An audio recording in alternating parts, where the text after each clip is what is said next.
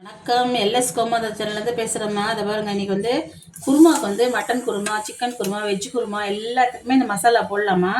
அதுக்கு நான் தேவையான பொருளெல்லாம் எடுத்து வச்சுருக்கேன் பாருங்கள். முந்திரி, வேர்க்கடலை, பொட்டுக்கடலை, பட்டை, ஜாதிபத்திரி, அப்புறம் லவங்கம், ஜாதிக்காய் துளியூண்டி வச்சுருக்கோமா. ரொம்ப போட்டுறாதீங்க, நல்லா இருக்காது. ஏலக்காய் என்கிட்ட இருந்த பைசு வரைக்கும் வச்சுருக்கிறேன்.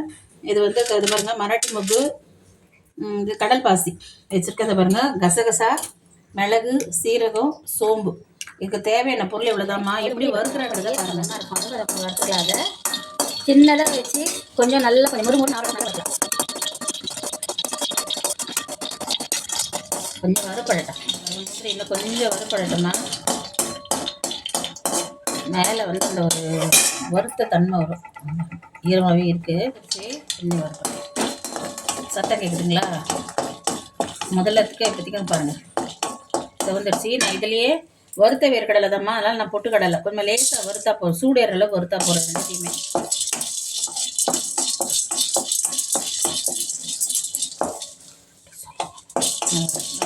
வறுத்தது வந்து நீங்கள் வந்து குருமா எந்த குருமா வச்சாலும் இதில் போடலாமா. இதை எல்லா குருமாக்குமே ரொம்ப நல்லாயிருக்கும். நம்ம தேங்காய்லாம் அரைச்சி ஊற்றிட்டு எதுவுமே போட வேண்டியதில்லை. அப்படியே ஒரு ஸ்பூன் 2 ஸ்பூன் போட்டிங்கன்னா சரியாக இருக்கும். நம்ம செய்கிற அளவை பொறுத்து நம்ம பொருளை போட்டுக்கலாம்.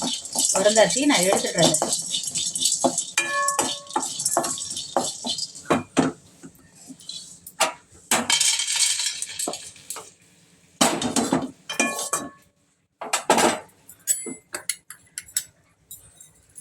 வேணுமா இந்த கசகசா ஒரு 1.5 ஸ்பூன் இருக்கும் போட்டிருக்கேன். அது பொரியிற அளவுக்கு வறுத்துக்குங்க, வறுத்து எடுத்துக்கலாம்.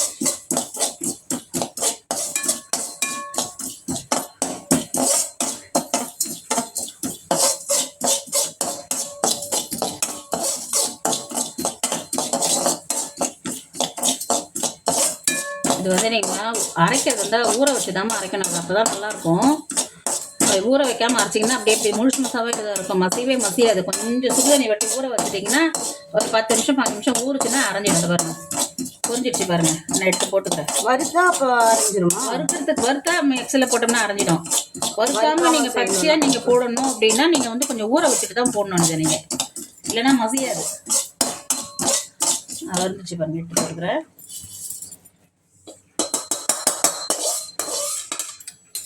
வந்து சோம்பு போடுறேன் பாருங்கள். சோம்பு ஒரு 3 ஸ்பூன் போட்டுருக்கேன். அது வறுந்தோன்னா நம்ம இதெல்லாம் ஒன்றா போட்டுக்கலாம். சின்ன தீலே வச்சு வருங்கம்மா. பெருசாக வச்சு வறுத்திங்கன்னா தீஞ்சு போயிடும். சின்ன தீலே வச்சு வருங்க. இது நிறையவே அரைச்சி வச்சுக்கலாம். இருந்தாலும் நமக்கு தேவையான அளவு அரைச்சிக்கிட்டா எப்போ வேணுமோ யூஸ் காலி ஆச்சுன்னா கூட நம்ம அரைச்சிக்கலாம். அதை அரைச்சி ஒரு டப்பா நல்லா ஆற வச்சு ஒரு டப்பாவில் போட்டு வச்சுட்டிங்கன்னா ஒரு மாதம்னா நல்லாயிருக்கும். வாசனையும் போகாது, நல்லாவும் இருக்கும். நம்ம எந்த மசாலா கடையில் வாங்குறது எதுவுமே போட வேண்டியதில்லை.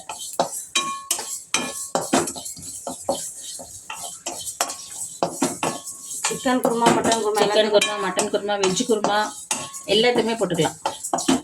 பிரியாணிக்கு போடாதீங்கம்மா. பிரியாணிக்கு வந்து நம்ம இதில் முந்திரி எல்லாம் போட்டிருக்கோம். அதுக்கு பிரியாணிக்கு வந்து முந்திரி எல்லாம் போட மாட்டோம். அதுக்கு நான் ஒரு நாளைக்கு நான் அப்புறம் போட்டது பாருங்கள். வாசனை வந்துச்சு. சோம்பு இப்போ நான் இந்த மசாலா ஐட்டம் எல்லாமே இதில் போட்டுடுறேன். ஒரு வறுத்து எடுத்துக்கலாம்.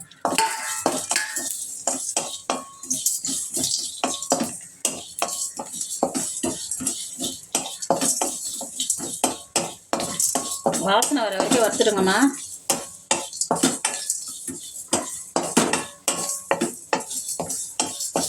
எல்லாம் இருக்கும். எல்லாமே போடலாமாம்மா ஸ்பைசஸ்? இதில் எல்லாமே உருப்பிட்ட ஐட்டம் தான்மா போடணும். அளவுக்கு மாரி போட்டாலும் நல்லா இருக்காது உங்களுக்கு. இப்போ நீங்கள் காமிச்சதே போட்டால் போடலாம். இந்த அளவுக்கு இது கரெக்டாக இருக்கும். நல்லா வாசனை வரும். வாசனை வர வரைக்கும் வறுத்தா போகிறோம்மா. இது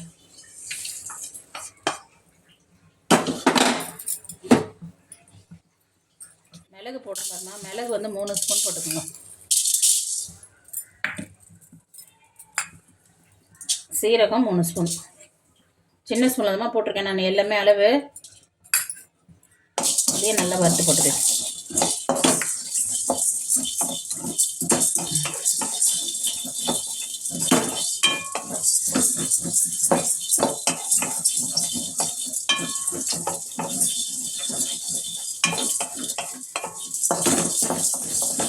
வறுந்துச்சு ஆயிடுச்சுமா. நான் எடுத்துகிறேன். ரொம்ப அப்படியே தீயை விட்டு வறுத்துறாதீங்க, அதுவும் நல்லா இருக்காது.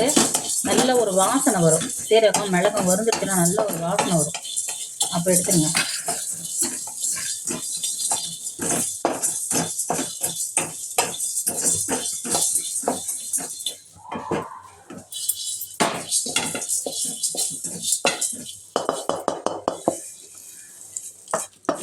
இது நல்லா ஆறணும். ஆறின விட்டு அரைச்சிக்கலாம். நம்ம மிக்சியில் போட்டு நல்லா ஆறணும். அப்போ தான் பவுடர் ஆகும். நமக்கு நிறைய இருந்தால் மிஷினில் அரைச்சிக்கலாம். ஒரு கிலோ அரை கிலோ இருந்துச்சுன்னா இது கொஞ்சமாக நம்ம வீட்டுக்கு யூஸ் பண்ணுறதுனால நம்ம மிக்சிலேயே அரைச்சிக்கலாம்.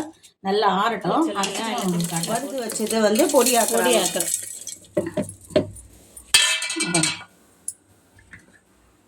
நைஸாக அரைச்சிக்கலாமா? எவ்வளோ நைஸாக அரைக்க முடியுமோ அந்தளவுக்கு நைஸாக அரைச்சிக்கலாம். அரைச்சிட்டு காட்டுங்க.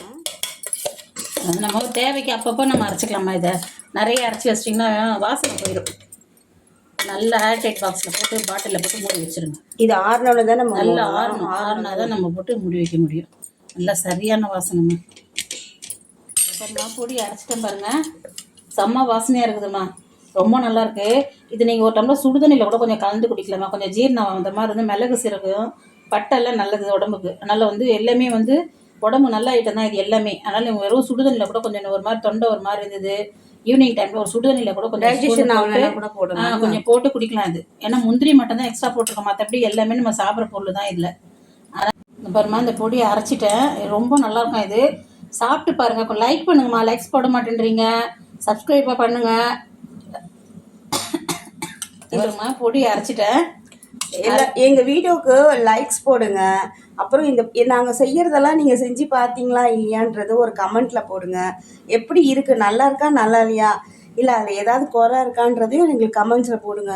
போட்டிங்கன்னா தான் எங்களுக்கு தெரியும். அடுத்த வீடியோ போகிறது எங்களுக்கு ஒரு பூஸ்டப்பாக இருக்கும்.